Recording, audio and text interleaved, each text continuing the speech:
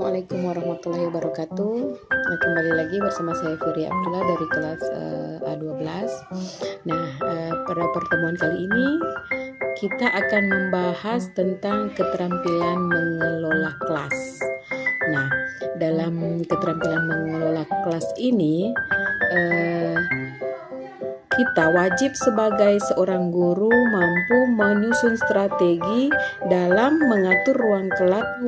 Dalam keterampilan mengelola kelas ini terutama untuk bagi siswa, tentu dapat menyemangati siswa, dapat mendorong semangat siswa untuk belajar dan memberikan respon positif terhadap pembelajaran yang kita berikan saat itu.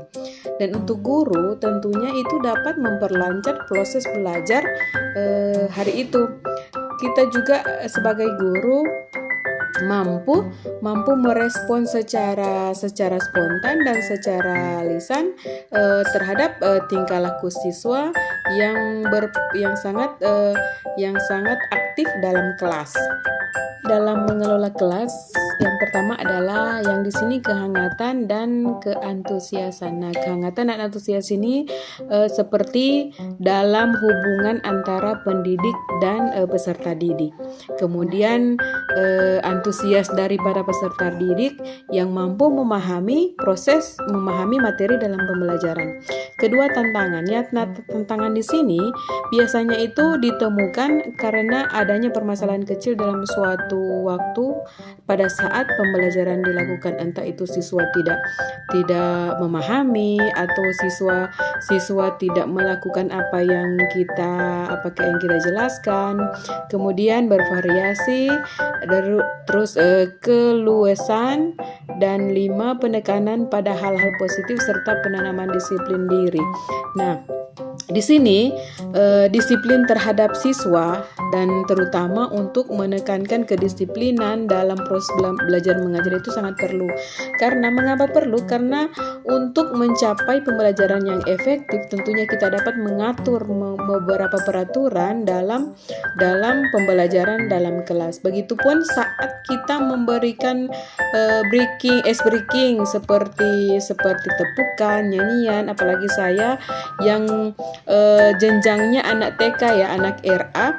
Tentunya di sini saya harus bisa mengendalikan situasi dalam belajar. Banyak anak yang sementara dalam proses pembelajaran ada yang sudah bercerita, lari-larian. Di sini kita bisa melatih konsentrasi mereka dengan ice breaking.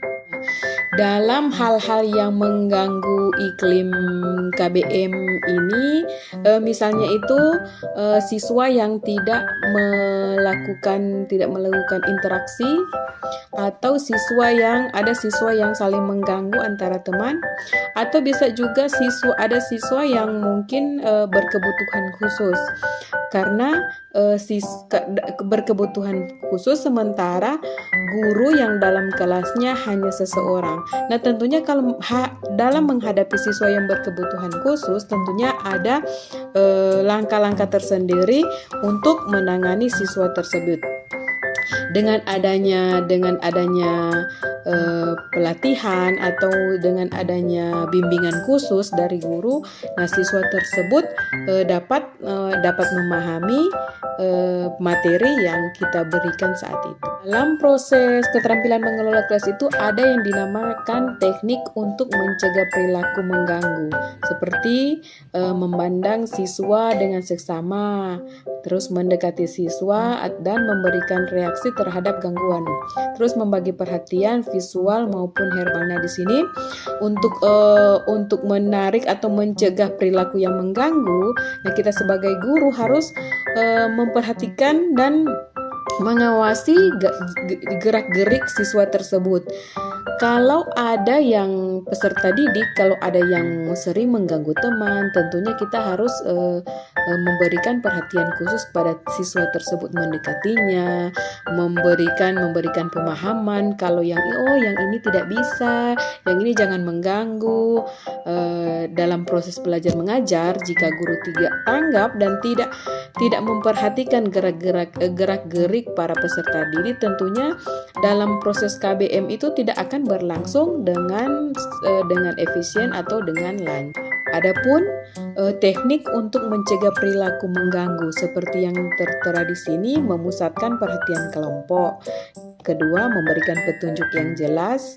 Yang ketiga, menegur dan memberi penguatan. Tentunya kalau jika ada peserta didik yang mencegah yang berperilaku tidak baik mengganggu proses KBM, proses dalam pemberian materi, tentunya kita sebagai guru harus tanggap dan untuk memberikan motivasi yang ekstra lebih agar siswa tersebut fokus pada pembelajaran dan mungkin tidak bisa mengganggu peserta didik yang lain dalam proses pembelajaran.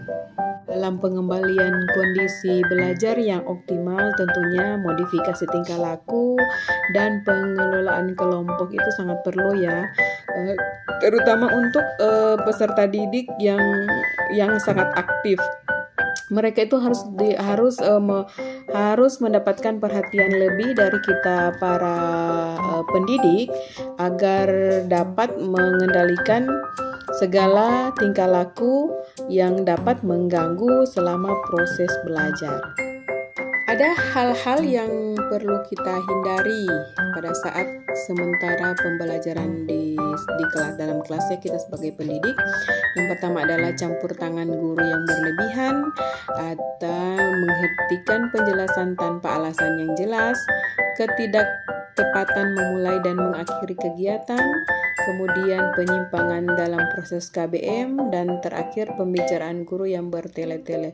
Mungkin di situasi saat ini ya, bagi saya untuk anak RA yang saya hadapi memang berbagai sifat dan kriteria anak.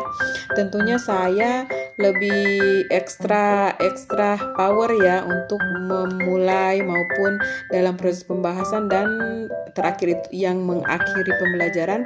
Kalau saya itu kebanyakan jika sudah tidak konsen lagi, saya memberikan ice breaking berupa nyanyian atau tepukan semangat untuk anak-anak agar bisa menarik perhatian dalam memasuki pembahasan materi saat itu.